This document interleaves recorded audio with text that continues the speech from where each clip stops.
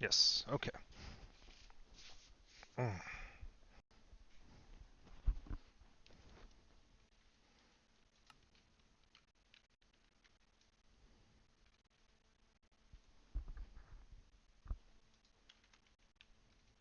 Hmm.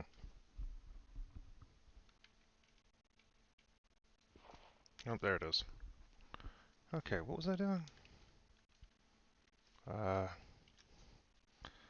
morning, everybody. What the fuck was I doing? Oh yeah, I was looking for treasure, and it was about to be nighttime. That's it.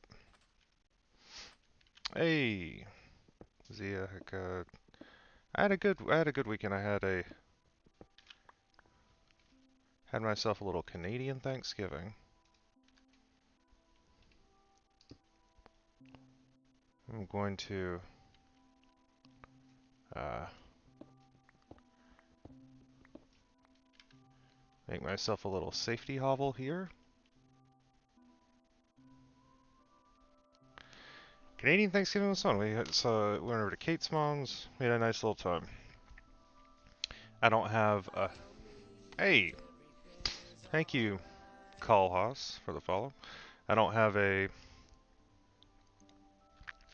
I don't have a torch and I don't have a bed here, and I spent too long looking for treasure. So we're just gonna have to wait out the night.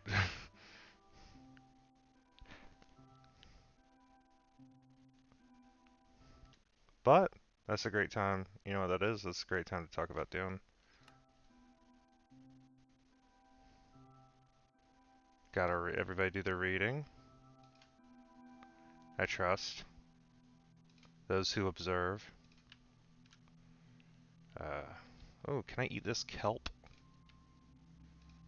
Let's see.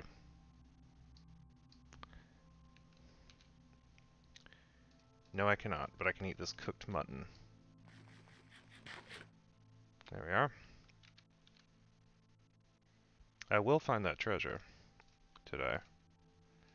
Tell you that much for free. So, we open. And it came to pass in the third year of the Desert War. So they've been fighting for 3 years. That's how we know that. And it came to pass that in the third year of the Desert War that Paul Muad'Dib lay alone in the cave of birds beneath the Kiswa hangings of an inner cell. And he lay as one dead, caught up in the revelation of the water of life, his being translated beyond the boundaries of time by the poison that gives life. Thus was the prophecy made true that the Lisan al-Gib might be both dead and alive. From the collected legends of Arrakis by the Princess Irulan, who finally sort of makes an appearance this week. So we start off from Chani's perspective, I think, which is where we spend most of this chapter, I believe. Uh, Chani's been off in the south, a place we keep hearing about, but I think ultimately never see. Uh, there's a kid now. We did not get that prophecy in an earlier excerpt. This was sort of a. It's like it's very much it's myth making in action. You're like, ah, okay, cool. I guess you guys were waiting on that. Well, happy for you. Oh, combine those. Bonus prophecy. So yeah, you can have a little prophecy. Looking at this decision I made to like cut off cut off the area where I'm going to be digging for treasure with sand to try to remove the water. I don't think that was a very good plan. I think I may have been just screwing around. Let's see. Johnny has a kid. Don't get attached to this kid that we hear about, Leto the Second. If you know anything about Dune, that name may be familiar. Uh, don't worry, different one. Uh, So Chani has been summoned, as we find out by Jessica, though she thinks it was by Paul at first. Because Paul, when we last saw him, was like, I'm going to have a big sip of that warm water that everybody's always talking about. And it apparently just, Paul has been K-holing for 3 weeks.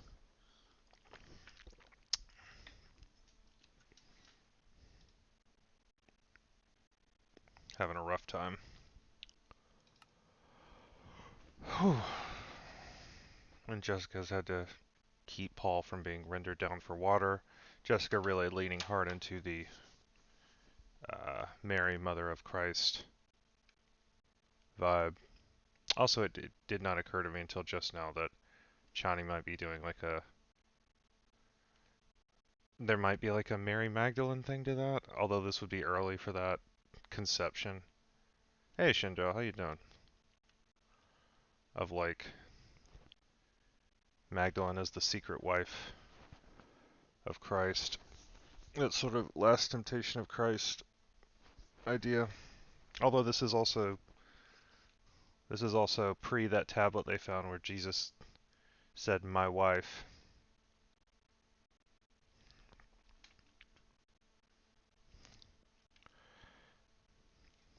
That's true, name. It does seem that there's.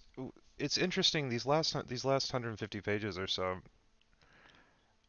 I'm gonna sort of get into this a little bit later, but there's the actual battle part, the part for it, there's not much to it. I'm curious how they're going to adapt it because uh, I think Frank Herbert like wisely realized that descriptions of battle in novels are actually of like big battles are actually frequently pretty boring because they're detached from what's they like you can't either it's chaos if you stay with a character who we know it's chaos, and if you try to pull back then it becomes detached from anything we're used to. I always think of it as like it's the director who did the new Godzilla, the first one, who I think is also the guy who did like 2012, Day After Tomorrow, that kind of thing where it's like there's this way to show like disaster stuff. Like there was a big trend of like ecological disaster in movies, and just to show like, oh, Godzilla, a wave is coming, and so before we see the big wave, we see like a child and their family, and oh no, are they, to give us a thing to latch onto before the storm happens, and then we follow the kid and their family, running for safety. Emmerich's Godzilla, yeah, yeah, I didn't really care for it. Um, that guy seemed to be really embarrassed that he was making a Godzilla movie. He's like trying to do everything he could to hide it.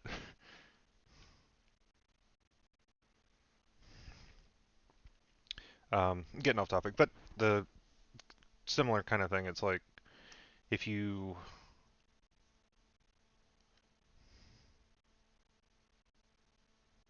it's like refusing to show. It's like if you show a battle in a way that someone can understand it from one character's perspective, then it loses all stakes because I know you're not going to kill them.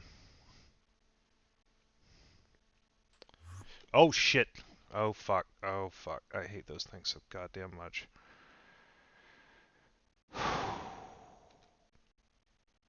Into the breach.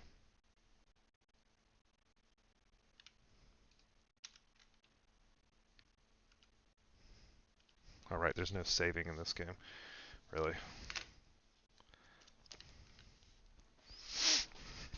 Hey, Tail. The hell? Hinderman. Alright. We miss you, buddy. Okay.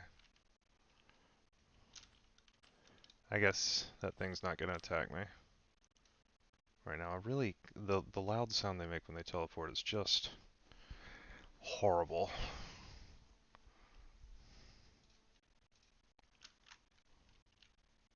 Okay.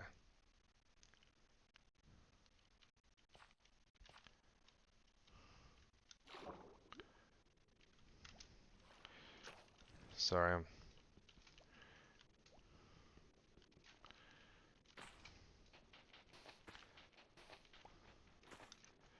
Oh,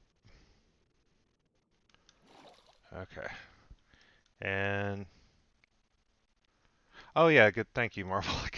I did not think about that.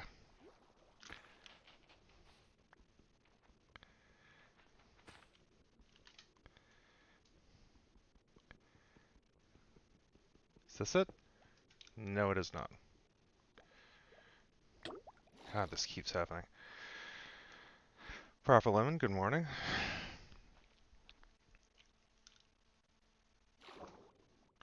Okay, I think I'm ready for a treasure hunt, if anyone has one.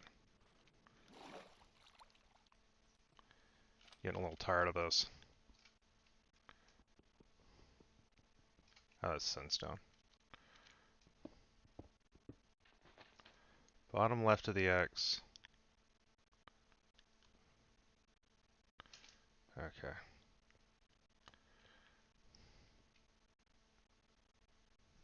So like, let's see. Like right there. It'll be in sound? Okay.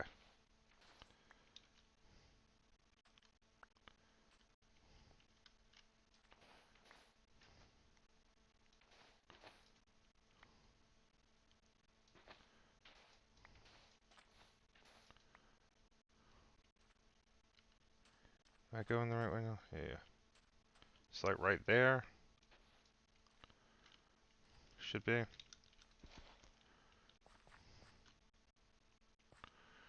Like...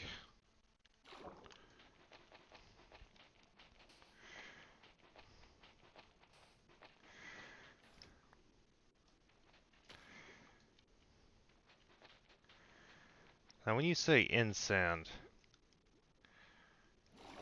Alright.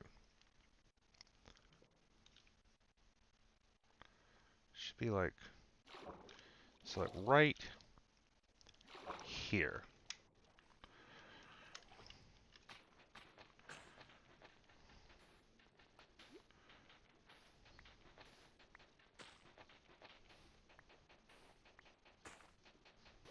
Shit. Well, I'm gonna take a little damage.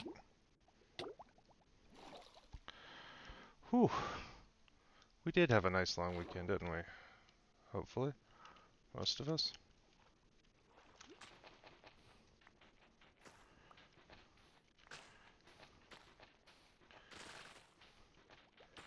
I'm here to announce that digging for treasure is hard. I don't know if anyone's ever... Okay, closer to the X. It's like, maybe here.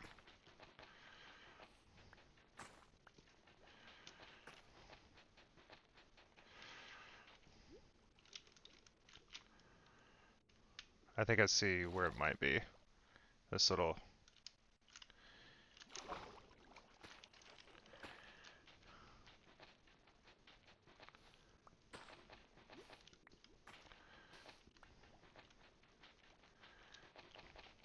Yeah, Canadian Thanksgiving this past weekend.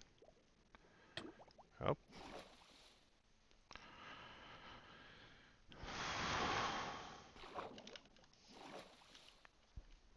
Hey. Coffee's over there.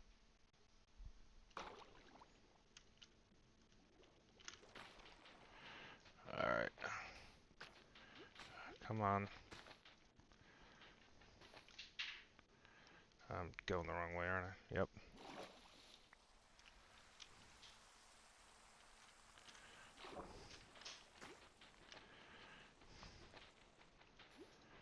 I don't know why. I have this idea it'll be under, like...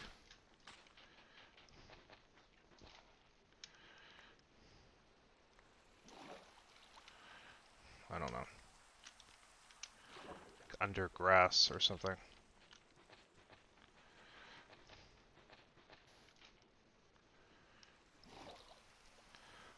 Just digging for treasure, baby.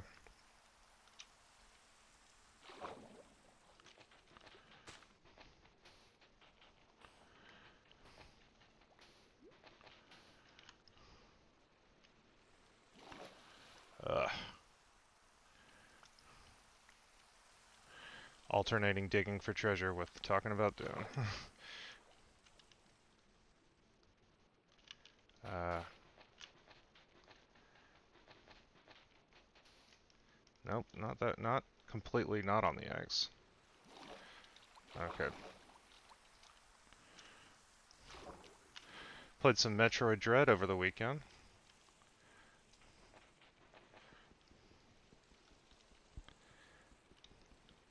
It's good. It's tricky. It's been a while.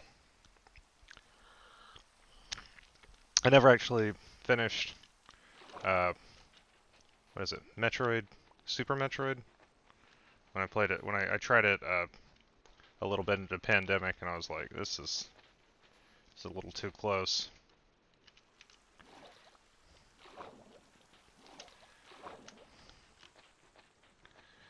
Fucking hell. I don't want to ruffle any feathers here.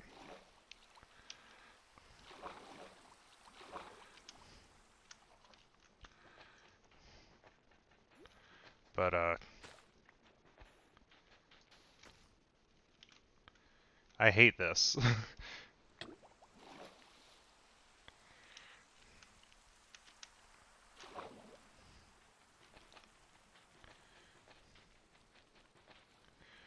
And yet I'm, like, committed now. Which is a bad place for me to be. Logan! Congrats. Yeah, please tell me exactly where it is. I would love to know.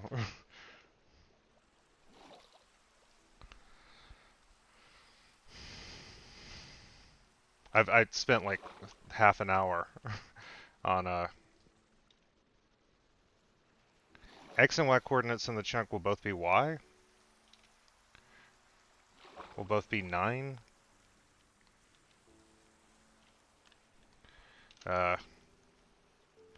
That's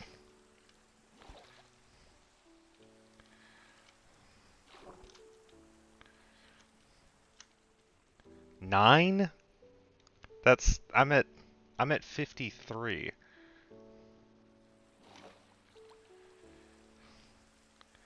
Wait, so buried is like, how deep are we talking? Buried.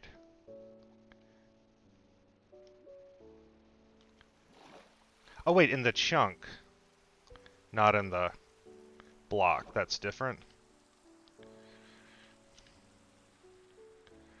Okay, here. Well, here's 9-9. This is quite far from the treasure, as described to me. Unless there's...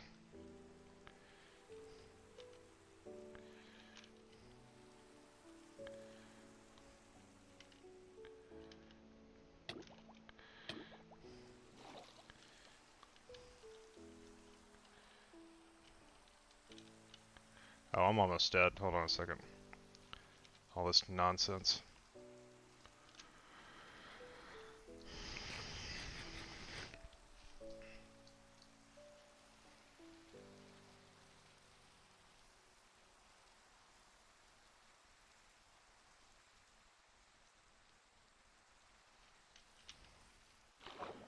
Okay.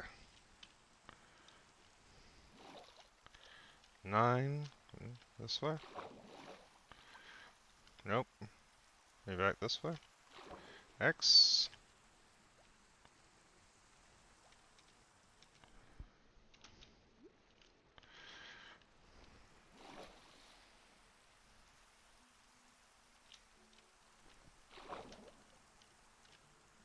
Okay, we're doing...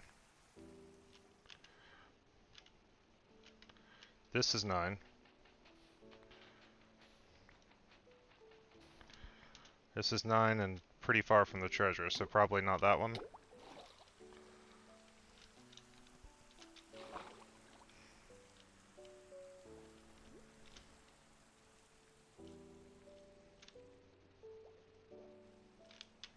Wait, maybe.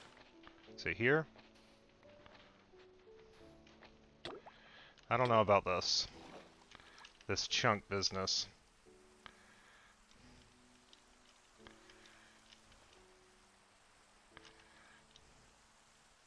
Is this the way to find it, really?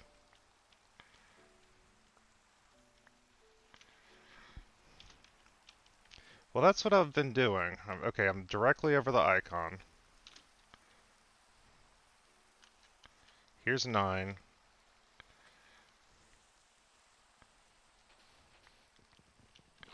Oh, here it is. Okay. Found it.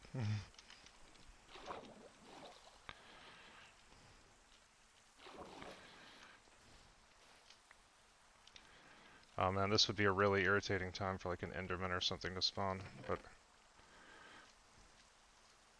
Prismatic crystals? Ooh, some good cod. Let's see. Put some of this sand in here. A heart of the sea. Or this granite and dirt. And a... What is this? Do I have anything that sucks? Cobblestone, TNT. Oh, get my cobblestone back. And that's it. Thank you very much. Oh, right, the map. Well, yeah. Then I won't. I'm gonna leave the map so I don't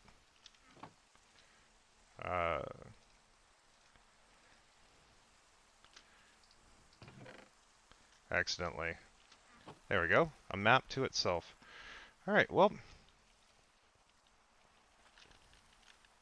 Back into my little hidey cave, then.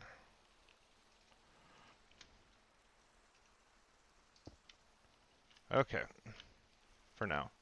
And eat something to recover. Success! Thank you very much. That was... Whew. I wanted to do that legitimately, but it was too much of a pain in the ass.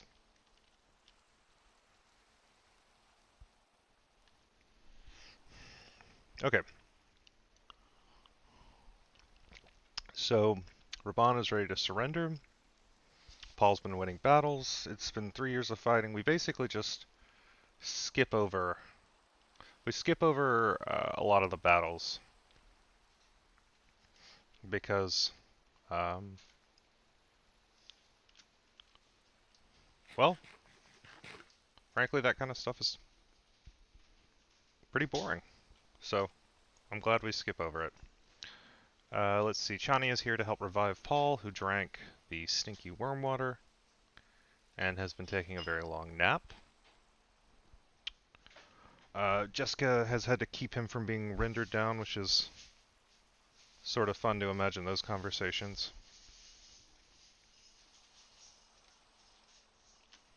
Let me see.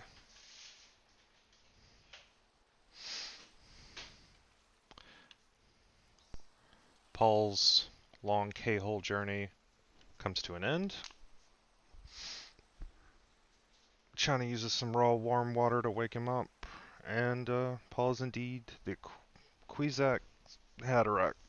New name for Paul, another one. 50 Pauls, 50 names. Paul, Muad'Dib, Quizak, Haderach.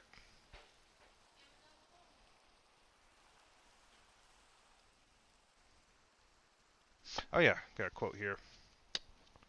Wanted to read. Hold on, let me back up so I don't get killed while I'm doing this. Let's see, bottom of 722. Ah.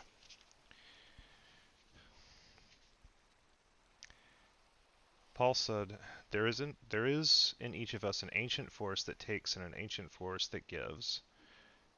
A man finds little difficulty facing that place within himself where the taking force dwells, but it's almost impossible for him to see into the giving force without changing into something other than a man.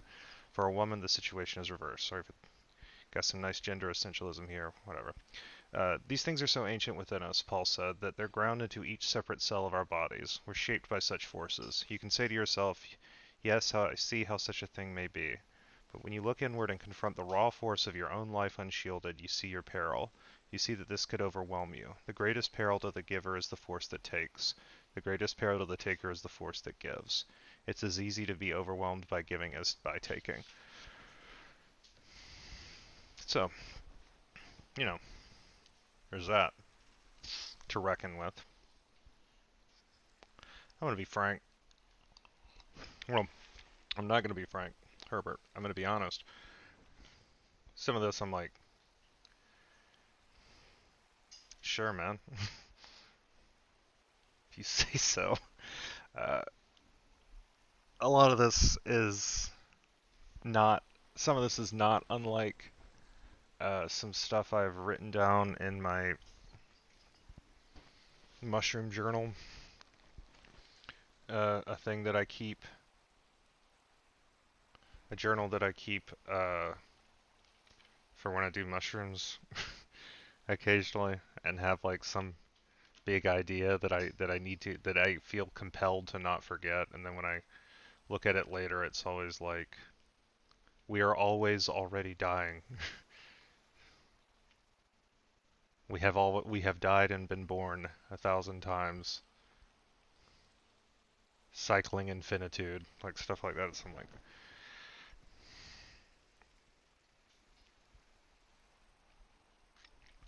that kind of stuff. It's like he came back. He came back from his journey, and he has some big ideas. And you don't have to parse all of it. Like some of it is just like narratively, it serves as mysticism. We know that Paul is like gone on a journey. This is in the hero's journey. This is the journey to the underworld. This is the death and rebirth.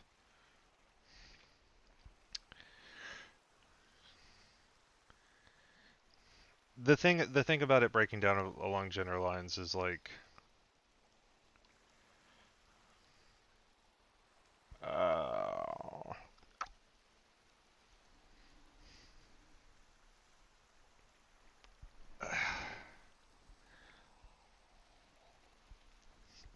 we've only recently started to crack into this.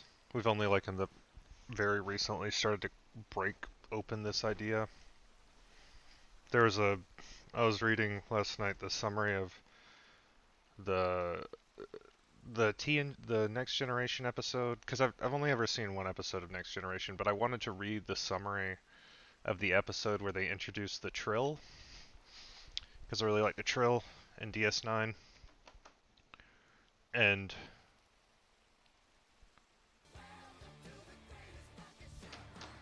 oh, Kate Gray, thank you for the sub, beloved friend of the stream, Kate Gray. So it's like I'm reading this summary, and it gets to the basic concept is that it's not Troy, it's the other one. Who's the I'm sorry, I haven't seen this program very much. It's Wesley's mom. Could something Crusher? I guess I could just say Dr. Crusher. Beverly. So she's 10 days into a relationship with a Trill, and the Trill are very different, and it's like, oh, its host is dying. Its host, if you haven't watched DS9, a Trill is like it's like a symbiote. It's like a worm that bonds with a host, and then carries all of the memories of that host into the next one that it bonds with at the end of that person's natural lifetime. So over time, they carry all this. You get all these accumulated skills and personality influences, but in the episode where they're introduced, uh, it's more just like the body is just a shell that is being piloted by the worm, and so the guy who Beverly has a relationship with, 10 days into it, she loves him because it's Star Trek. uh, dies, and there's this important nego- peace talks negotiation. So basically, Riker has to become the new host for this thing, and so they just continue their relationship.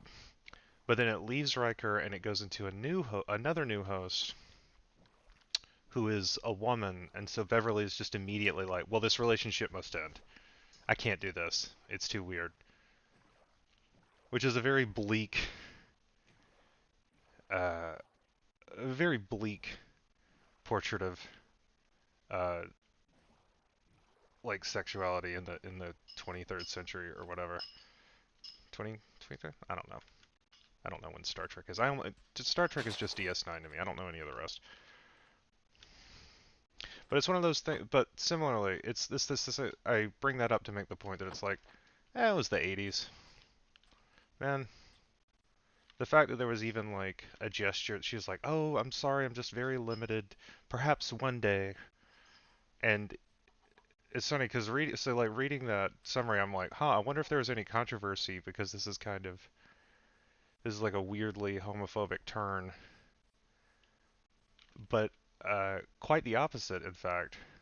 There was controversy for the fact that there was even the acknowledgement of the possibility of homosexuality in Star Trek. The idea that this new host was willing to continue the relationship was seen as like dangerously bold and something they just barely managed to get on TV. So in the space of like 20 or 30 years, something goes from being uh, provocative and brave and very hard to get on the air to something me, a spoiled little Dutch lord, saying, "Give me my content, just the way I want," finds disappointing when reading this summary. All of that to say, uh, this is the sort of the kind of frame of mind I have to have from when I like read old Frank stuff and be like, man, this guy was born in like 1920. And if he's saying that like, men and women are equally powerful forces in the 60s, it's like, this is pretty good. He's doing pretty good for a guy who could remember the Great Depression starting. For a guy who was it was like in his 20s during World War II, he's doing pretty good.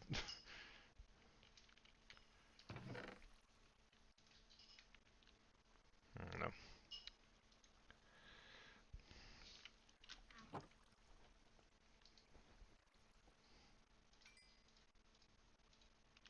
More glass.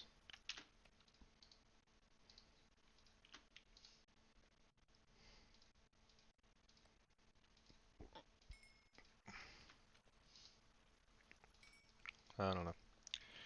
One thing I like about this stream is that I know that nobody's gonna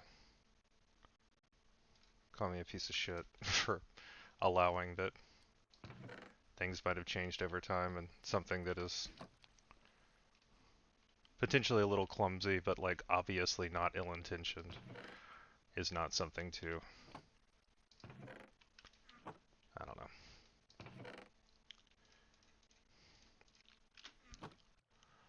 I would contrast this with like the Baron, who's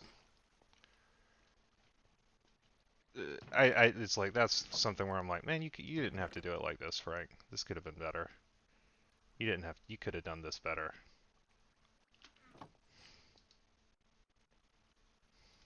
Oh, do planks not burn? Oh, interesting.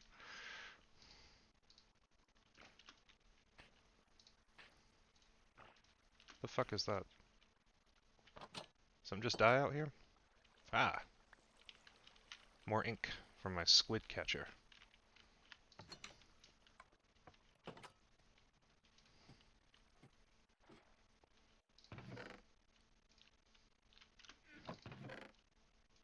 Heart of the Sea.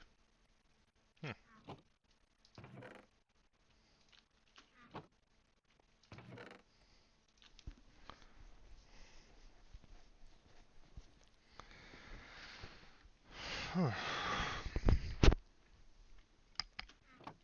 I much prefer. Oh yeah, another thing I was reading on that episode was that they had to hide the fact that the actress who played Beverly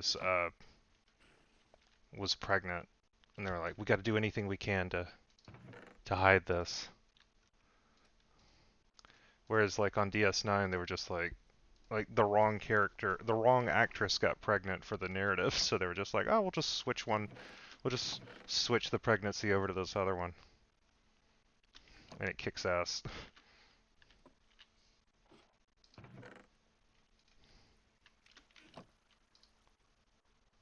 There we go.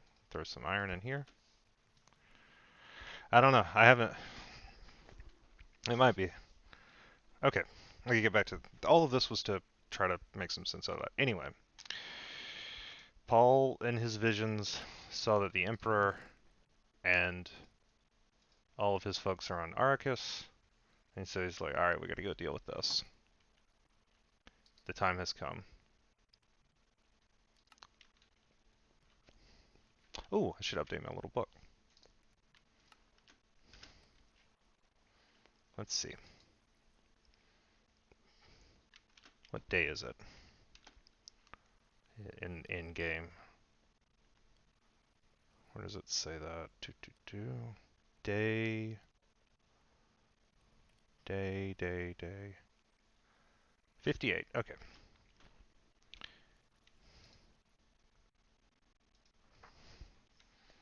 Day 58. I found some buried treasure. Apparently, after several days of hiding out in a nearby, sorry, several nights, several days of tedious sand sifting, and several nights of hiding out in a nearby defensive scrape hovel, because I forgot to bring a bed with me. I don't know what the heart of the sea is beyond the Titanic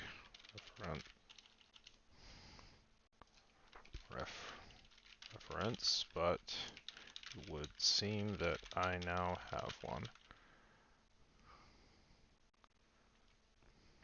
We live in an age of uncertainty and must struggle to bring to bear whatever meaning we can. There we go. I am truly amazed that that was what got somebody on to follow. Thank you, Tommy. In its discs numbers. We got the buried treasure. There was a heart of the sea and some gold bars. Oh yeah, let's see what the. Yeah, I was getting real tired of looking for treasure. So thank you. I gave it all that time on Friday, and then I was like, I'm done with this. Very tired of. Let's see. Didn't I already make some shears at some point? Where's my tools that I'm not using?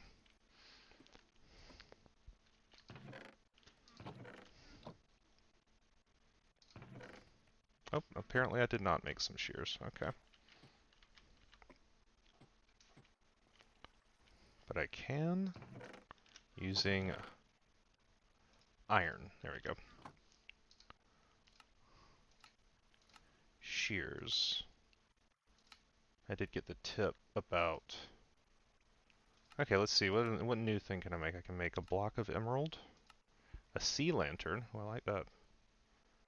Prismarine crystals and shards. Let's see what else we got here.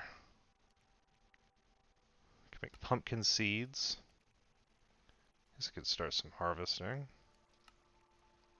Sandstone wall. Oh, thank you.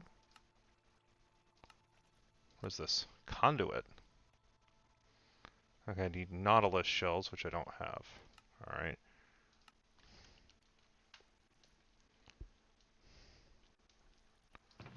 Okay. But the important thing is, how am I going to do this? If I just put it here and then... Oh, yeah, it worked.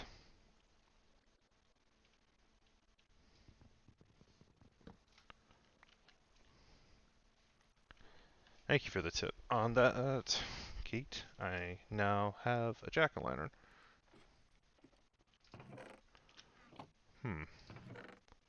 Put this away, put the shears away, and... Wait, I have one that's just plants. That's not like wood. Yeah, there we go.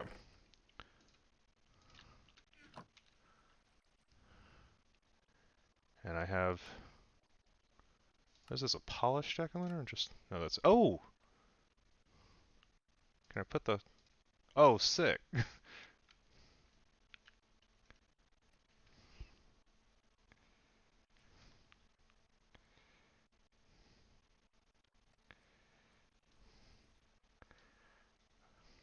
Haha.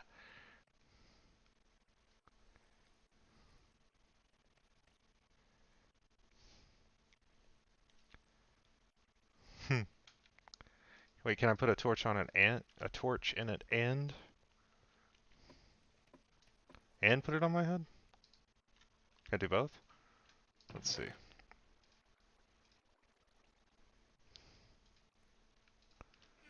Alright, let's see. It's gonna run out of coal pretty soon. That one won't.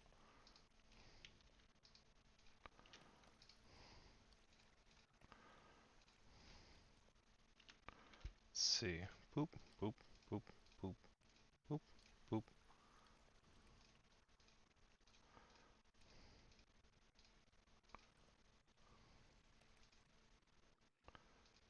You can't wear a jack-o'-lantern on your head. Oh. Well, it's a good thing I have 2 pumpkins then. But in the meantime, let's, There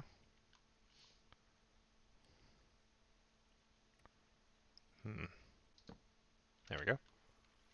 See that when I come in every time.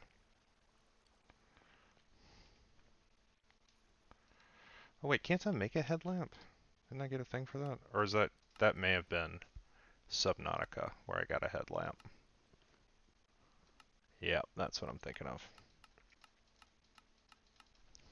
Maybe?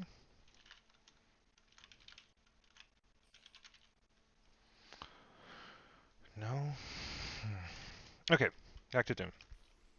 So Paul is threatening to destroy the spice to keep the guild from landing any other ships on Arcus, which is going to leave the Emperor and let's do some dungeoneering, huh? It's been a minute. All this outdoor exploration.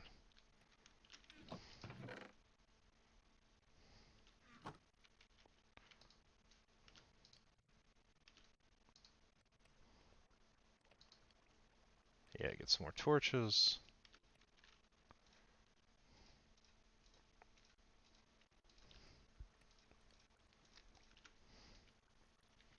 More coal. Yeah, some more torches.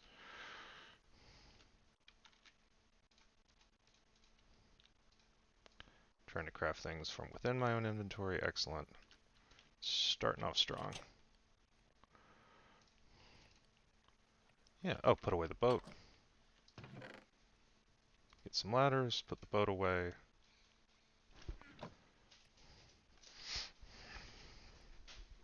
Yeah, the guild needs spice. Had that not been made clear in the narrative up until this point? Did I spoil that when I was talking about it?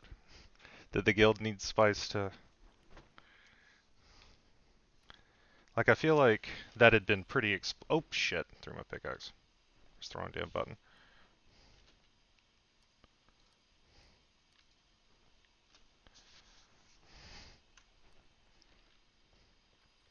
Yeah, and as you know, those who can destroy a thing control it, as Saddam showed when he set the oil fields on fire when leaving Kuwait. So Frank Herbert predicted that.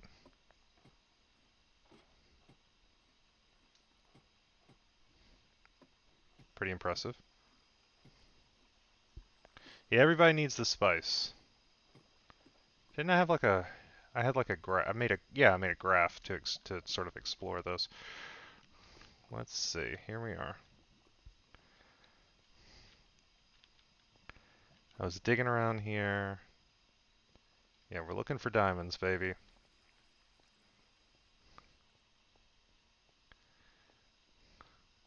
It had definitely been made clear at this point that that it had definitely been made clear prior to this that the guild. Yeah. Because like way back when Paul's dad explained, he was like, no, no, no. Here's why the spice is so important, son, and readers. Yeah. I thought like we've been knowing about this. All right, new direction to dig in. Oh, what do you know? Immediately found some diamonds.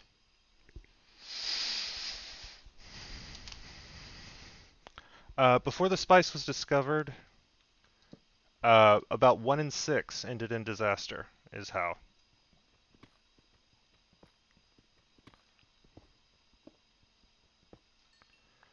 Ooh. Was how it happened. It was very dangerous.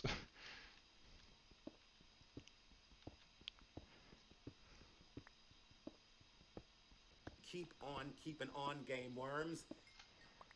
Hell yes. Okay, diamonds. Being very careful. Yeah, 1 in 6 is just enough that you know that they still would have done it.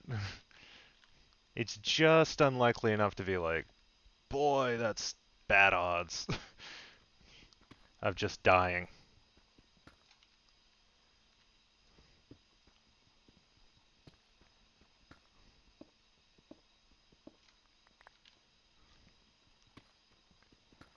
Alright.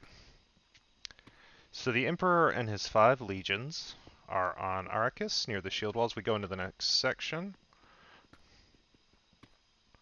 It's a great section of just Paul, Stilgar, and Gurney looking out over the fields that I bet is going to be super fun. Just a really fun scene in the movie, the second movie, when that comes out, because it will not be in the first one.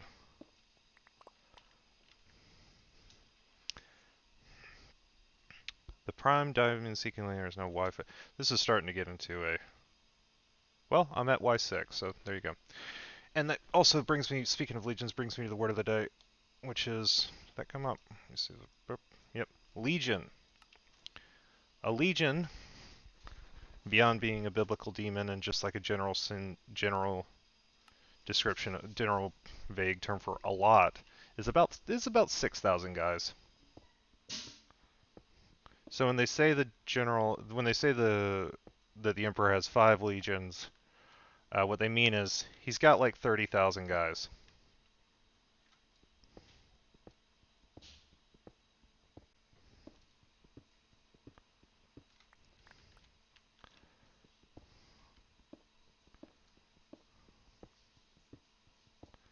I feel like legions is one of those like fathoms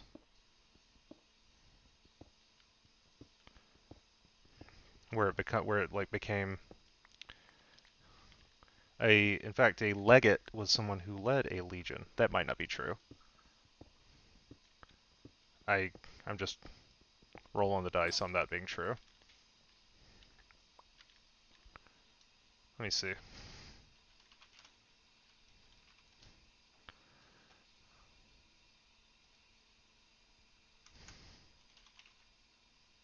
Oh, yep. The term is an officer in command of a legion. Just bam, nailed it. Oh shit, I didn't bring any other pickaxes. Well, that was still rather productive.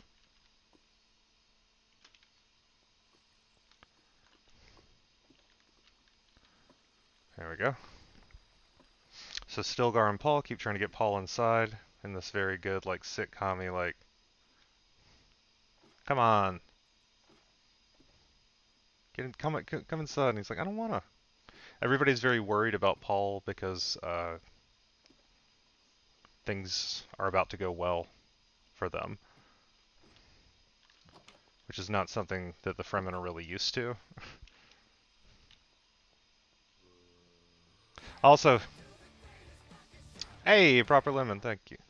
Thank you for the gift to Shindo. Also, I guess he was just like everybody. A lot of people thought he was dead for like 3 weeks, so it makes sense that they would be a little worried about him.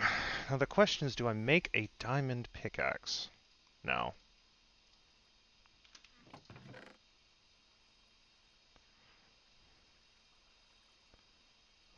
Unbreaking.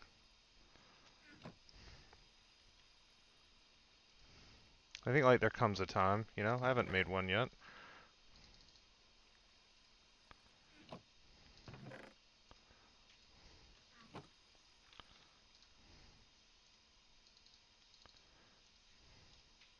Very traditional. It's like the traditional Minecraft thing.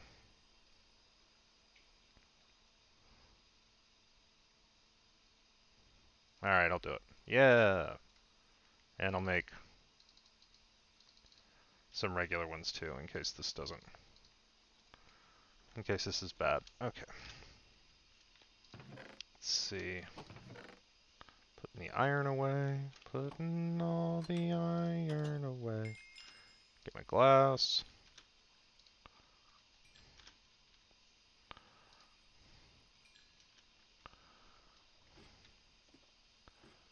Let's see, glass goes in the glass box, which is over here. Boop, boop, and a boop, and cobblestone goes here in the cobblestone corner. Cobble deep slate also. Oh, shit. Okay. I have to start moving cobble deep slate over to the other one. That's fine. This is all fine.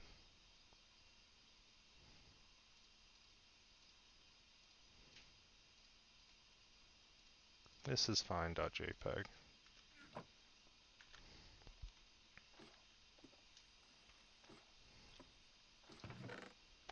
Sticks. Drop those in here. Okay, and oh yeah, iron. Okay. Well.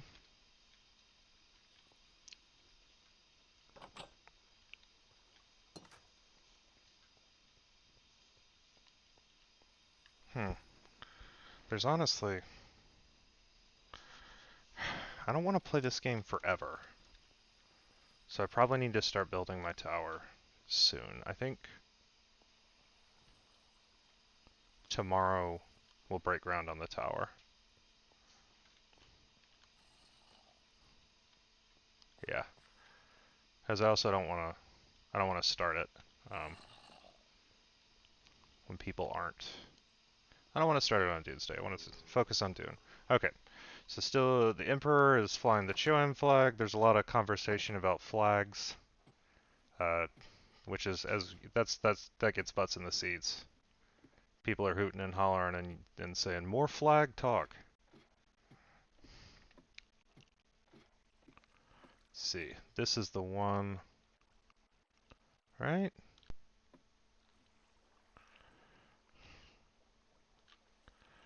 I love Dune. I truly do. It's so goofy. This stuff, like the idea that it's like you've been building up to a battle for like 800 pages, and then when you actually get to the part where it's like, all right, okay, fighting time, are we gonna do it? There's like a they spend significantly more time talking about what flags are being flown than like, oh, that's quick. Yeah, I like that.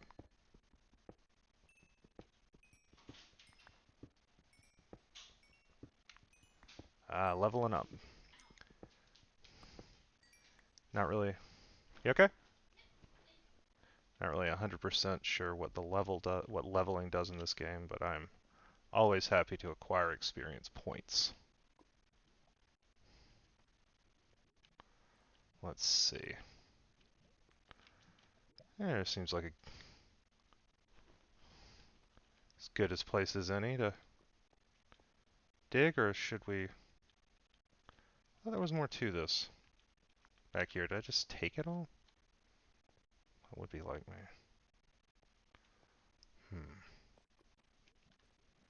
Is it around this? No, just... Alright, where are we at now? We're at 13. Okay. I think I was talking about, like, doing a second shaft here. Yeah, that was it. Get the old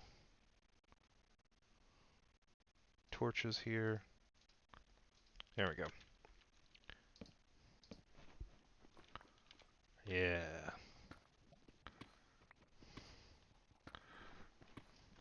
So Paul uses... There's been a fair bit of talk. We finally see the implementation of the long foreshadowed family atomics. The idea here is that all of the great houses have atomic weapons. Oh, is it still on arcade? Oh, well. Casey always leaves a mess when he sets this stuff up, and sometimes I forget to change everything. Let's see.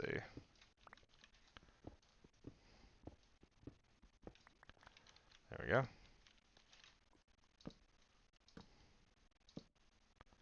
Torches.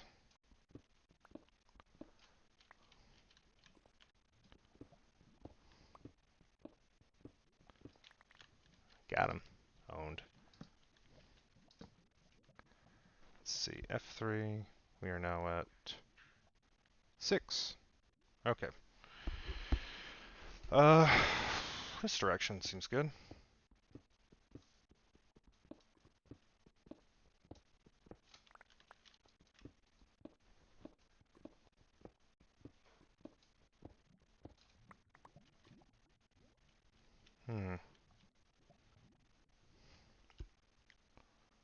Maybe check those old subtitles. Hold on. Skin customization. Oh, thank you.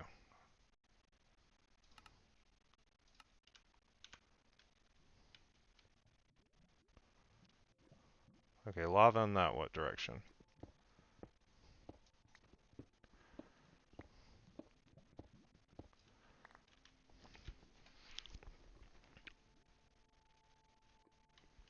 Well, these are different atomics, Torgo.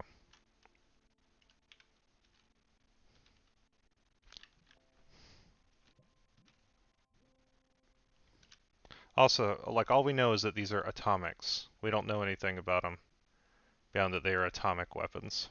So. Also, Paul's only been in exile for 3 years, so maybe they were switching out the yellow cake uranium or whatever every few years. Just keeping them ready.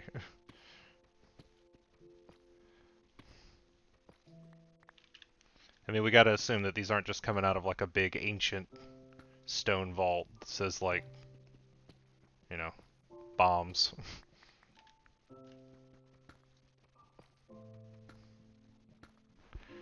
Let's see. So, ooh, redstone. So there's this a lot of stuff happens at once, and it's not the easiest thing in the world to follow, especially if you have forgotten what the shield wall is. So the idea is that there's the city of Arrakis that is the ancient seat of power on the city of Arrakeen, which is the ancient city of power on Arrakis. This is where the Duke and family. I plan to implement redstone into the tower. That's going to be the new addition. It's going to be how it's different this time. I'm excited to do it.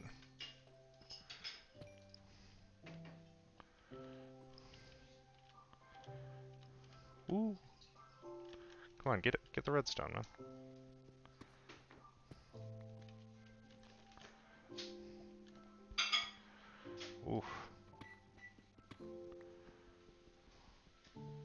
Oh, that's deep. That's the stuff, isn't it? That's the real deep, boy. So they just oh yeah, so there's this wall that there's this thing called the shield wall that is probably why the city is was built here, which is this huge natural rock formation that protects uh, the city of Arakeen fr from the worst sandstorms, which is why people can live there, because otherwise the sandstorms would come in and destroy everything.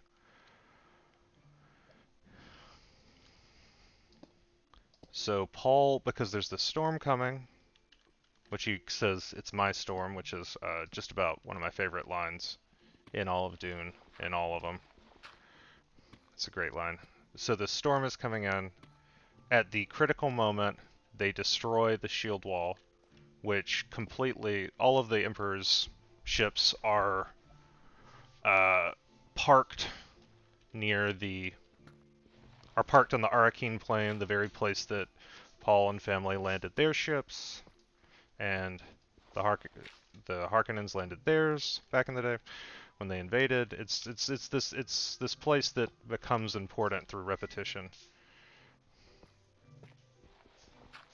So they attack the wall, they attack the city, they attack the wall, which lets the storm in, and also fucks up all of the Emperor's communications, and they shoot the nose off of all the ships, just a small, perfect shot that renders all of them incapable of flying. It's the kind of thing you wonder why more people don't do that. It's like, oh, shoot the nose off. That was our problem. We were trying to shoot the strong part. Just shoot it right in the nose. Ooh, what is this? Is this more lapis? What is this? Lapis! Lapis! Lapis. Ah, the saddest gay rock. I gotta tell you, we went to this place nearby called Mahone Bay over the weekend. Me and Kate, and there was this place. Oh shit. Okay. Uh, got it. Okay. There was this store, and it was all the traditional little things one finds. But there was this one store uh, that was selling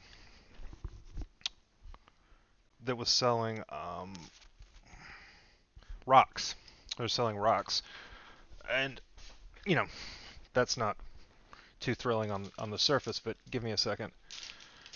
So I may have mentioned it, but I spent several years, getting up 5 years or so, living in California, and in California, uh, because of what I would refer to as California crystal culture. Uh, the rocks that they were selling for $3 at this store would have easily been going for like 15 to 20 bucks a pop.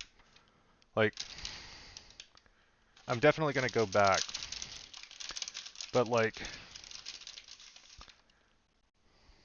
$3, Canadian $3, which is like $2 American, for like some really nice. Don't be crass.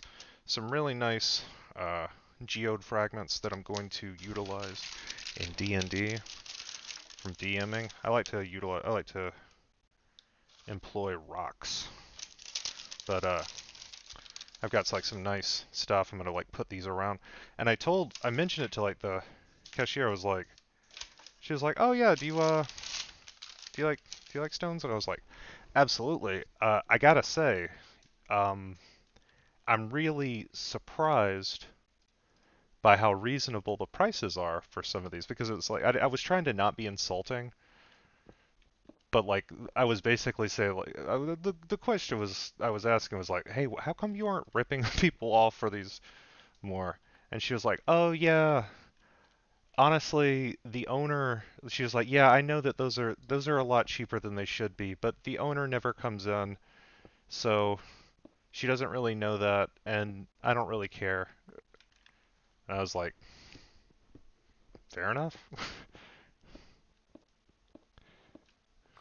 Not like I don't really care, but like that was the she didn't say that, but like that was the strong implication is like she is not in the business of because like other places were very much like had like more like okay tourist town prices for things.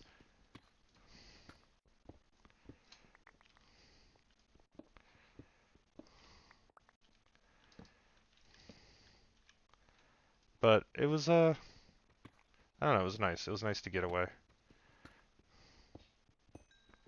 As soon as I finish today, I have to call to try to get my vaccine passport or whatever vaccine proof thing because I when I got mine, I got it as a person visiting, which I because I don't have a health number yet, I did not get the automatic email, so I have to try to track down something that I can like. It's they rolled out the like vaccine mandate.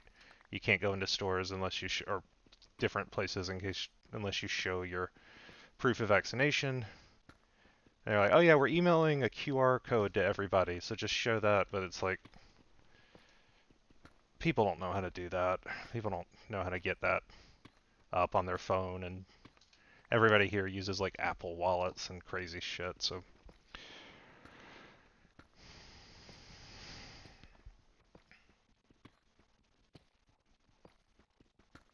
yeah, yeah, that's who I'm worried about too. Is it's like there needs to if you're gonna I'm of the opinion that if you're gonna before you roll out something like that, you should have some sort of like I don't know standardized situation, standardize like what is a vaccine card? Like what like people need to know what that is. People need to have that information present if you're going to be doing that kind of stuff. Did I not get anything new with the lapis? Oh, it's only showing me the stuff I can make by hand. I see. Well, I was going to say I'm out of torches, but probably actually salvage a few of these. I don't need them this, yeah, quite this frequently. Ooh.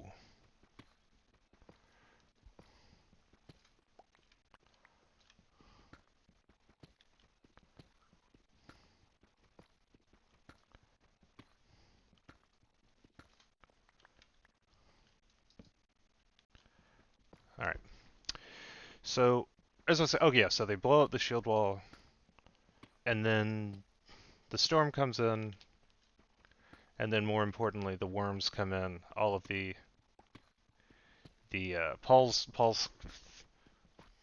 team rides in on their worms and just basically wins the fight. I think like it's one of those things where like showing up with the worms is basically they won. It's the reveal that they can command the worms, which as we have established are essentially unkillable unless you like can find a way to drown them in water, which is not easy, or like kill every single part of it with extremely powerful electric shocks, and you have to kill every segment individually. It's not something that's gonna happen in a fight. Ooh, what do we got here? More redstone. Hell yeah. Oh yeah, it's okay. So they've immobilized the Emperor's forces on the planet. They've like trapped them there on the planet. The guild isn't going to come rescue them because Paul is threatening to blow up nobody else can land because the guild has threatened to strand whoever lands without their permission. Paul is saying if the guild lets anybody else land, he'll destroy all the spies. So it's just the Baron and the Emperor's forces on the planet. They can't leave because they've disabled all the ships and there's a big storm, so they have the Emperor completely surrounded.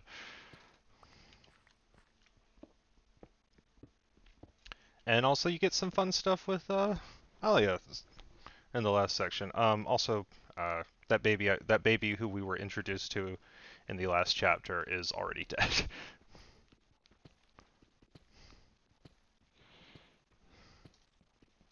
Whoops. Whoa, the fuck was that?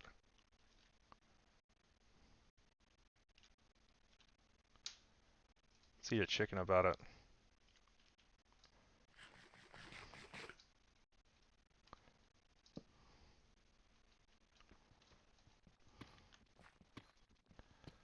Heard a cool sound in this direction.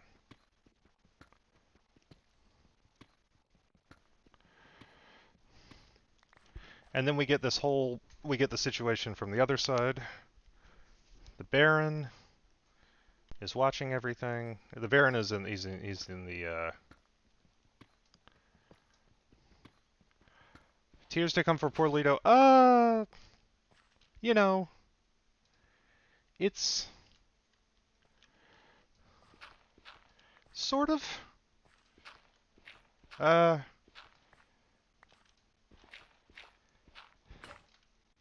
it's a weird. I always found this a weird decision. I feel like it had to be. I feel like Paul's kid is basically there so that Paul doesn't win this battle without losing anything. Because that would make him very unsympathetic as a protagonist and kind of undercut the.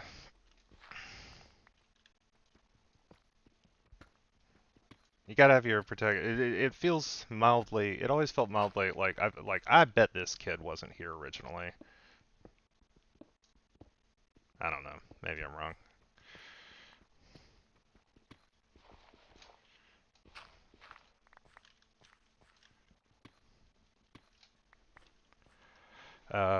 We get to see our old buddy the Baron, who is not thriving, tragically. The Emperor says what we've been wanting someone to say to the Baron for like a million years. Like, are you seriously this dumb vis-a-vis the Fremen? Like, do you not know that you have this enormous fighting force living on your planet?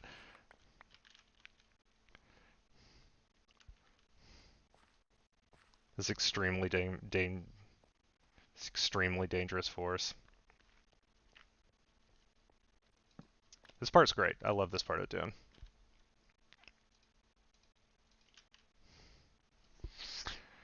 Uh, Alia's being like total boss baby energy to everybody present.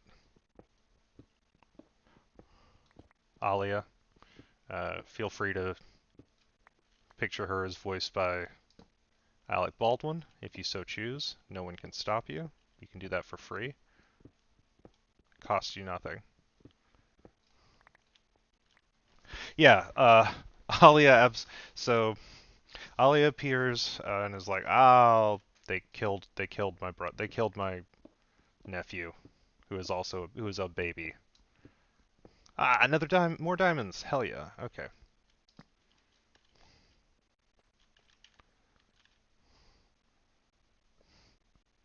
The Baron, yeah, the Baron just the Baron is that's a wrap on the Baron actually.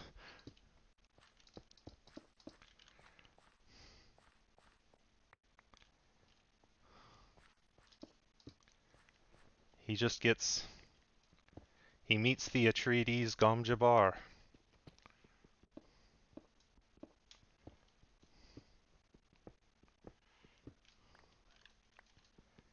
And we must ask ourselves, does the Baron pass? And the answer is no, he dies. He's dead. Arrivederci. as the Italians say, meaning smell ya later.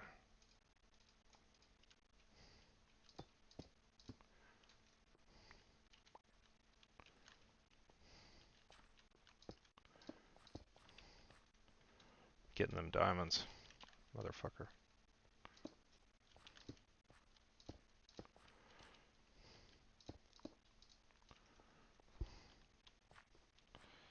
Yeah, that's it. Yeah, I think in the Lynch movie, the Baron, whose suspensors, instead of just carrying him, let him fly around, is kicked out a window, and then a big sandworm comes by and eats him.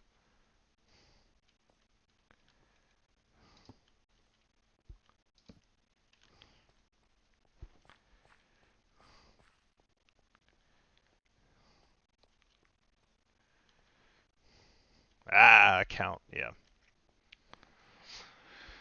So Yue, yeah, we love to see Yue get his revenge finally.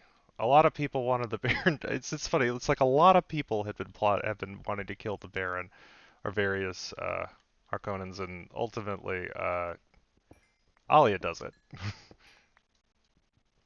A character who had never met him before, or any of the people who he had killed. I guess that's not true. I guess technically she's got more than any.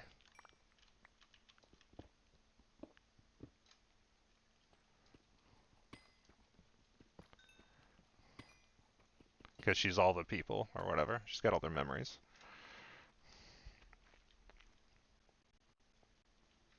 I need some more torches. And some less stupid rocks. Okay.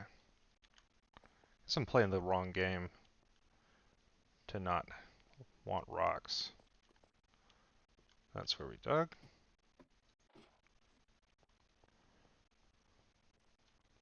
Redundant torch, redundant torch, redundant torch, redundant torch. There we go. Now which direction?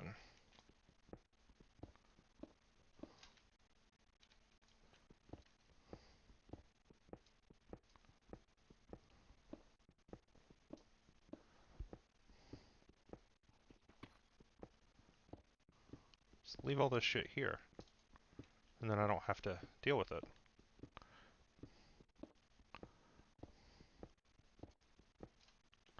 Oh, if I have a full inventory, I don't have to pick up any of this crap. Except the stuff I want. Just a little pro tip for you at home. For the gamers at home. Those gaming along at home. We who are about to game. Salute you. Okay.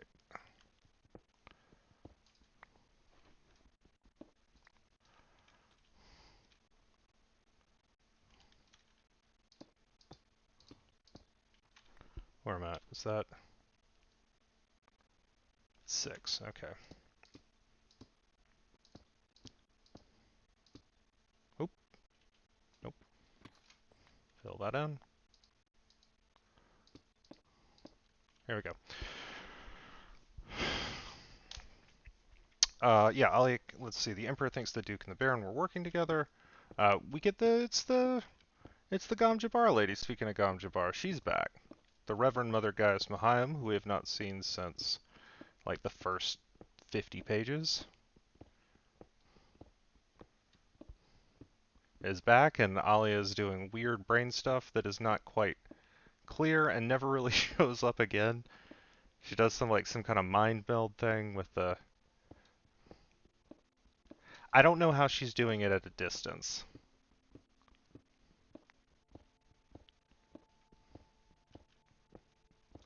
But she does it. Reverend Mother has kind of been a jerk from the jump, is the thing. She's one of those characters who it's like, oh, well, she's acting like an asshole, but she must be since she's so wise, she must be a good guy. It's like, no, she's a jerk.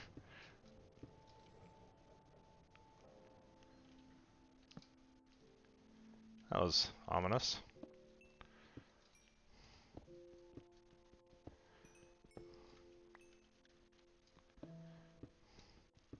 Just heard a very loud, ominous, terrifying sound. And so I'm going to continue to dig in that direction. Yeah, if you want to picture Dame Diana Rigg, I think you are on point. Okay. Nope. Cobblestone? Nope. You are not what I want. I want the redstone. Let's see. Nope. There it is.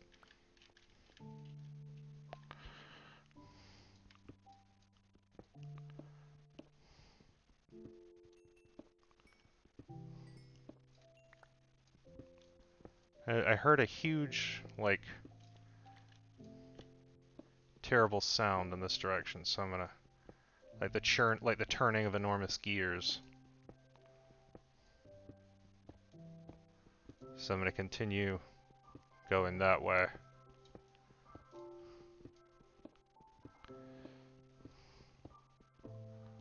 Still fact-finding, baby. Alia kills the Baron and escapes. We love Alia. At least I do. She's a great character. Weird fucking character. Truly strange, like... It is also worth noting that the creepy child who knows too much, not as a beat to death dramatic convention, narrative trope then as it is now. Let's see. Granite? Nope. Nope. I want the torch. Thank you. Gravel? Nope. Cobble? Yep, there we go. Need to keep at least one torch so that I can make sure I'm able to keep picking up torches. Oh! Okay. I guess if I can... Nope. Okay. There we go.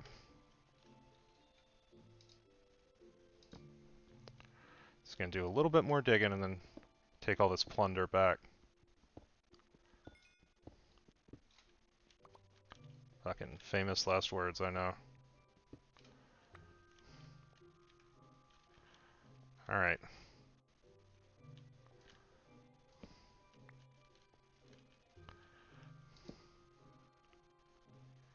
Alright. What's that sound?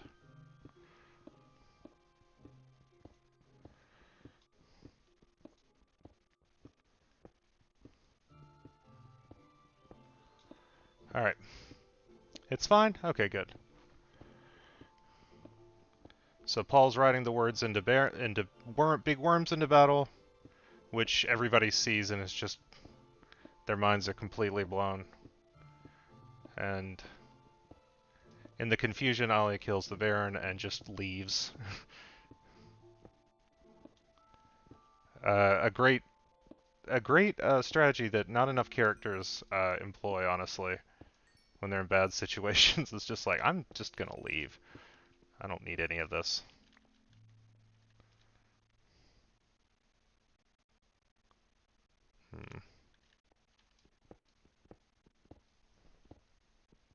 Just walk away, just leave. The Emperor, when asking if Alia is telepathic, hilariously says TP, which, because I'm a child, I laugh at every single time I read it, as I have since I was 15.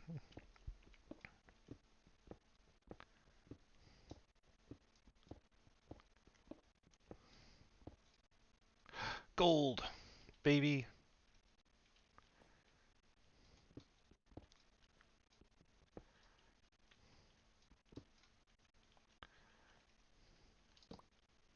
Nope, that's cobblestone.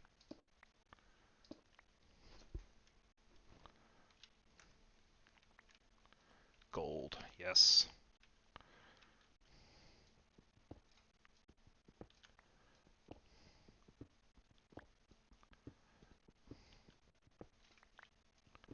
I don't want to be told what it is, but when y'all heard that like big terrible sound, that like horrible groaning of gears and such, did you instantly know what it was?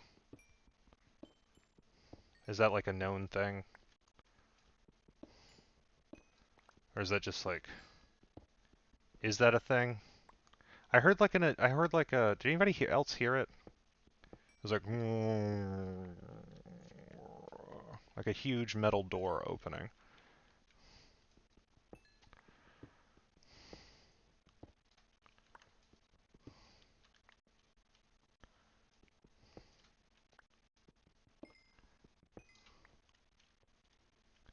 Okay, there's just random creepy noises. Well, that's misleading. Maybe it's the earth settling. Ah, look at that block. Just going nuts.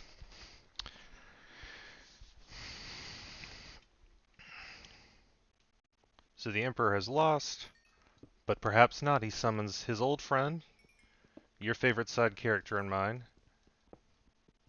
the Count Finrig. So what's gonna happen with this, I wonder? Nope.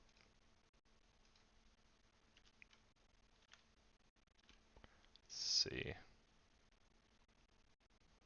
What to get rid of? Dirt. Yeah. Okay. And I don't think that's dark enough for a monster. Just in case, I'm gonna put some of this there.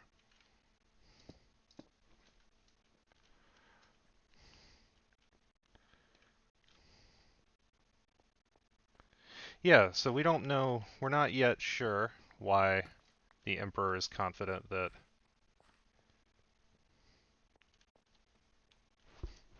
Fenrig will be able to deal with the problem, except we have heard from Princess Erlin, who we finally uh, get a reference to.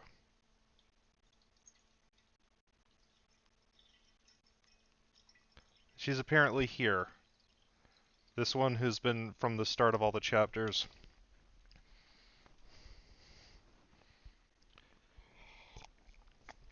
She's the one who does like the child's history of Muad'Dib and that stuff. We've been seeing her at the start of all the chapters, and baby, she's finally actually in the story a little bit. Get ready for this rich, fully developed character who will have an enormous impact upon the narrative of this novel.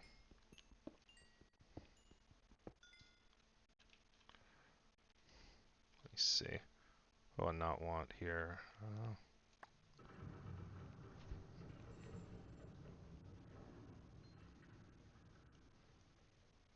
That is what I was talking about, by the way. That is what I was referring to. Y'all heard that, right?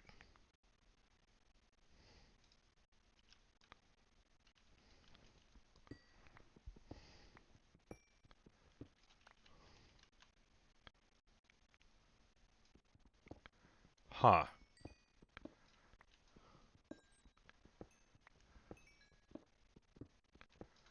Like, apparently my audio is not... Huh. Maybe... I wonder if all the audio is not getting picked up. Well... Maybe I need to turn it up a bit. Hold on. Oh yeah, I have a pretty negative... Can y'all hear better now? Y'all hear that lava?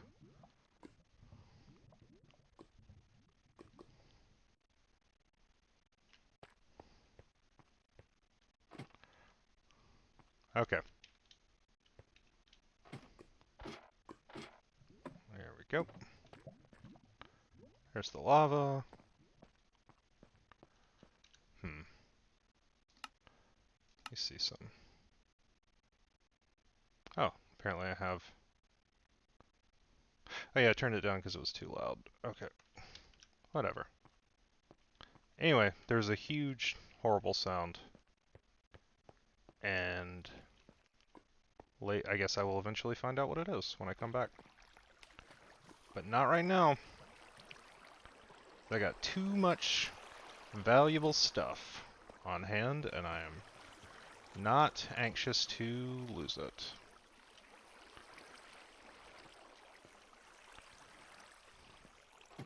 Oh good, it's daytime.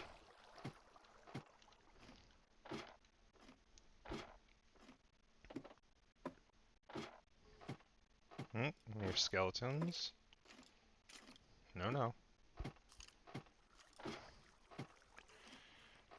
And safe. Open the old lesson plan back up.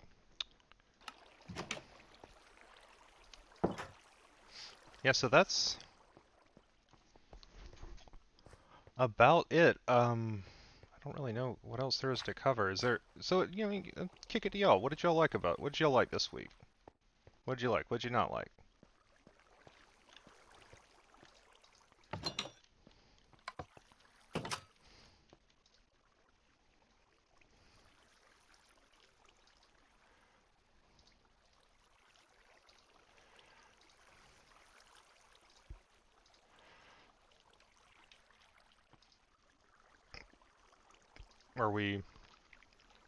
Are we excited about the upcoming whatever's next? I know some people have finished.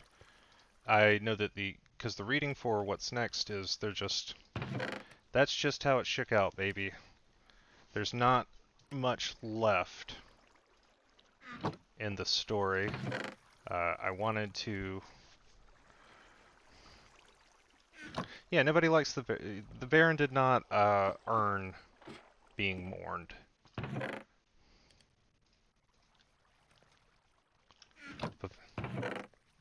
The way he lived his life, he didn't live his life. Like the Baron would definitely be like people would be on Twitter saying, "Hate to see people celebrating someone dying. It's never good when someone dies." Like that would be Fade Rotha's alt.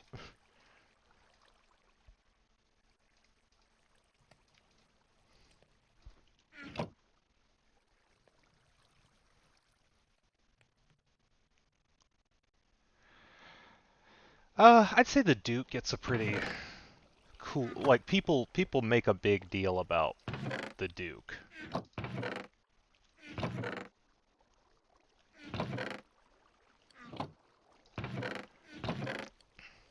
Oh, I'll put this lapis away.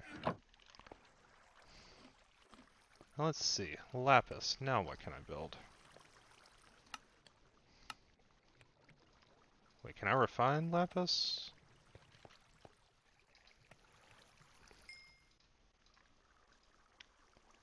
No.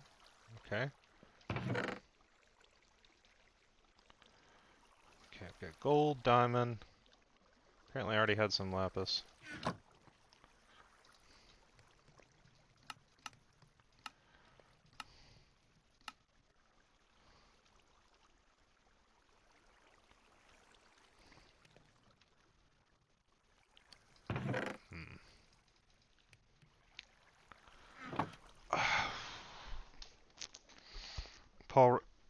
Paul rides the worm into battle. That part's great. Even if it's... Is it Paul who actually does it? I can't recall. Probably. Diamond pickaxe, love that. Love my diamond pickaxe. Just gonna put it to the side for a second. Sleepy time? Not quite yet. It's a bit of a mess out here. Maybe I'll finish off the day by just laying down some better stuff out here. I mean, I have my path in. I don't need to maintain this, all these holes and such. Let's go to bed.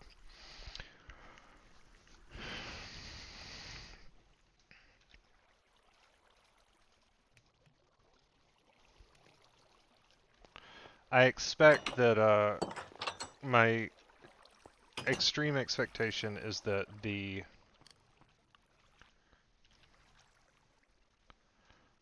a lot of the stuff that is glossed over in these sections, the fights and stuff, is going to make up the bulk of the second film. Especially if the movie ends where I think it's going to. If the first movie ends where I think it's going to. All this.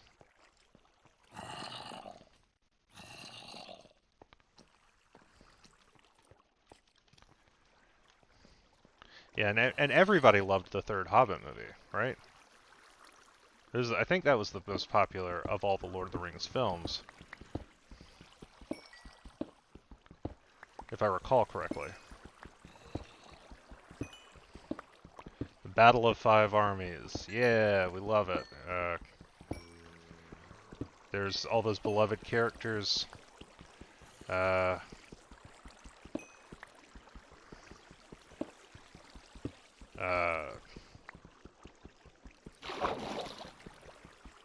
You know, just obviously I can remember all of them. Thranduil came back. We liked that part was good. Lee Pace was the elf guy, and he cut a bunch of orcs' heads off at the same time. After like picking them up with his big deer. I am like dead certain that the first movie is going to end with but I don't want to know if anyone has like read spoilers. But I have strongly suspected that based on casting, the first movie is going to end at the fight with Jamis Yami.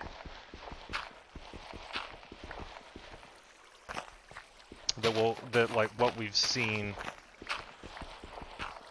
is mostly going to be like just based on like the casting, like the fact that like we have Jamis is cast, but I don't think they've casted Hera yet.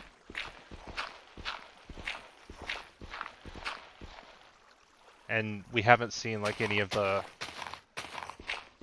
any of the trailers and stuff. Haven't seen any of the like we haven't seen Sight Tabir.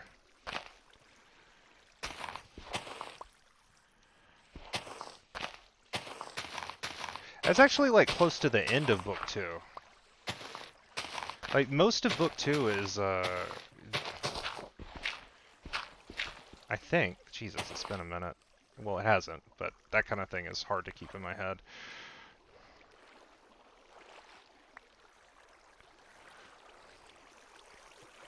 I don't know. Let's see. Okay. So what I wanted to do was make this a little bit less dangerous for me personally.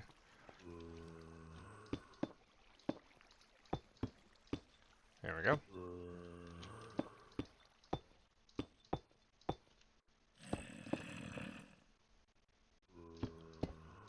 There we go. Just filling in all the... Oop. Anyway, at this time, that is my strong suspicion.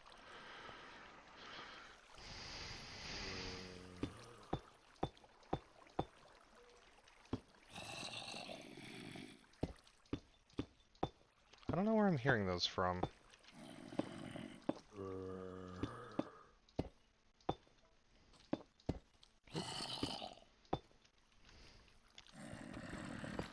But I can soon just pretend that none of these things are here.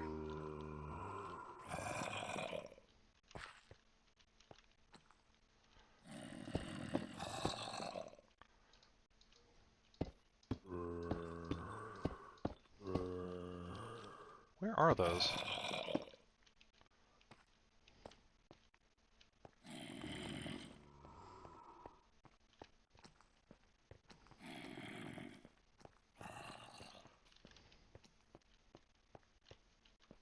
Oh, right, down here.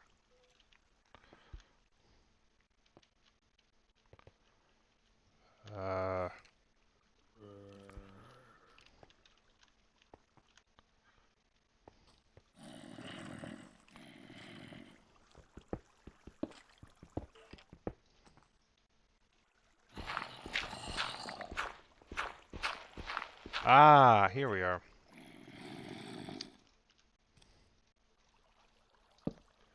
Here's where you've all been hiding.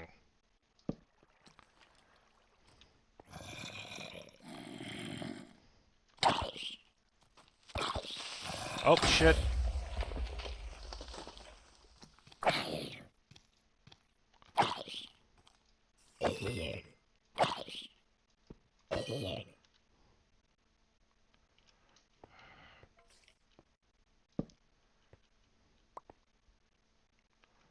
Ah.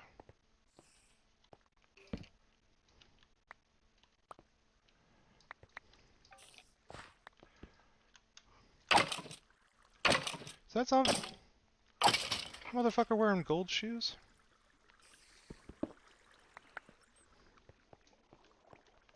Also, does this just connect down into my... Oh! That makes sense. Okay, that's how they've been. Okay. Well, I know what to do about this.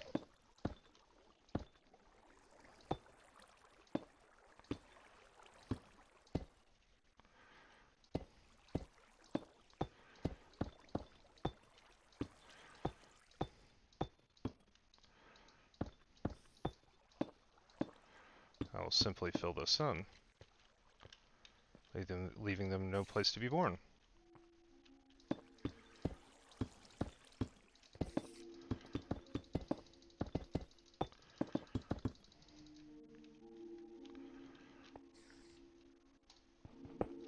There we go.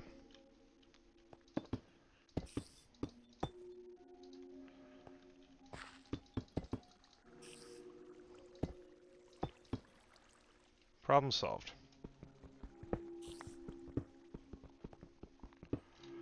I don't want to be the monster's messiah. I don't like these monsters.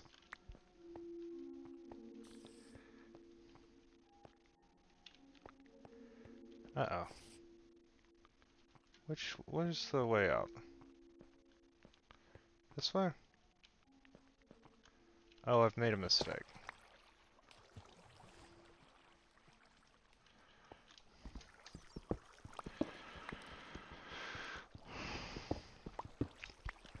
I guess I gotta go out this way now. Well, folks, we're rolling up on the end of the day, as you know. By now, I trust everyone has that much pattern recognition. And we're also, tragically, beautifully, rolling up on the end of Dune.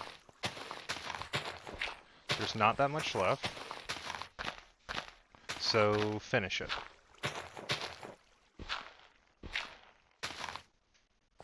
For next week, no phrase, no anything, just finish Dune, baby. I knew that I was leaving y'all with not a lot on this last one, but I figured that would also give us time to discuss, you know, Dune as a whole.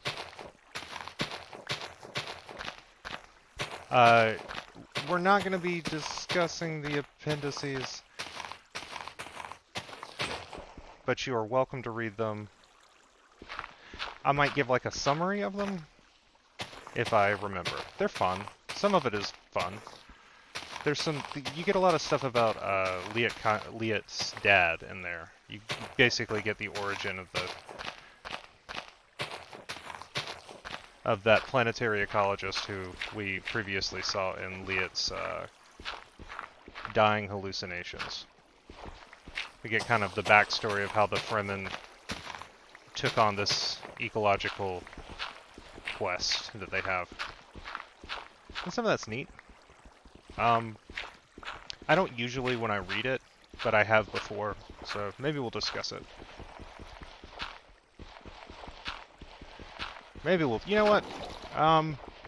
Yeah, finish the book, and if you've still got momentum, read the appendices. I'll cover some of it. We'll cover it, because probably there's less next time.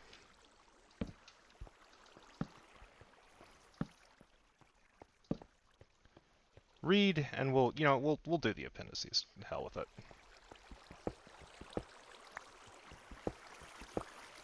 honestly, when I set the reading, I'm really happy that we've got to a place when I was figuring out the lengths of these readings and like where to stop. I tried to always leave us at a place where things that like the story, like it seemed like continuing to read it was going to produce something interesting. I hope that that's been the case. Because I like this book a lot, but I know it is not the easiest thing in the world to get all the way through for folks. I've seen it 1,000 times, so I tried to... Oh, there was iron right here, huh. What do you know?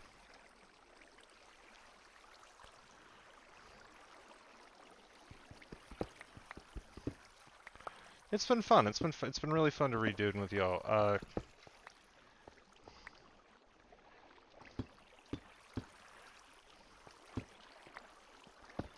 There we go. Just leveling things off here a bit.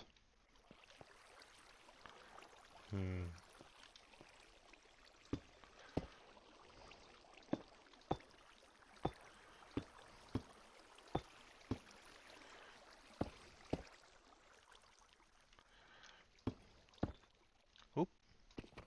There we go. Oop. Yeah. I mentioned it in the chat, but that's right. We're going to read Watership Down next, which is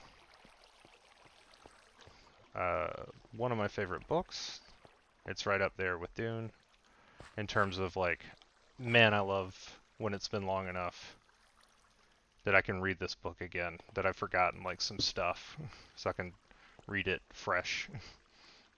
And it's been several years since I've read Watership Down. It's been like, I think I last read it, I was working on Hive Swap stuff, so it's been at least a few. At least a couple. So, yeah, Watership Dune. It's a lot of really, really thirsty rabbits. More like moisture ship down, you know? Important distinction. Whee! Oh, by the way, so Fenrig's on the horizon.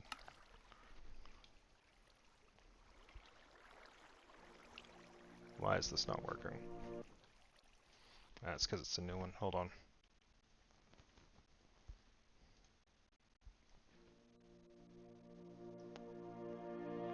Oh, it's not in front of the game, is it? That's the problem. Ah, okay, shit. Let's start that again. There we go. Thank you so much, my generous patrons. We got a couple new folks this week. Very exciting. Always love to have that. Song's getting a little longer now. Oh, hey, one of those guys. Look at him, just gradually. It following its way over here.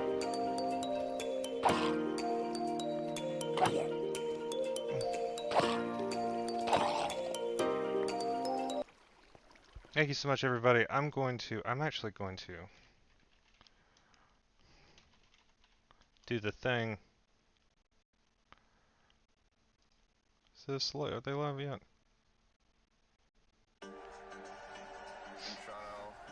I'm gonna raid us into... Shit, y'all are hearing it out, aren't you?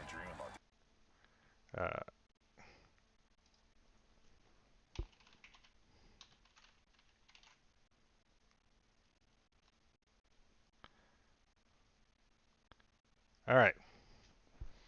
I'm gonna raid y'all into Buddy John's fan bite, so see y'all soon. Peace out. Good luck, Morag.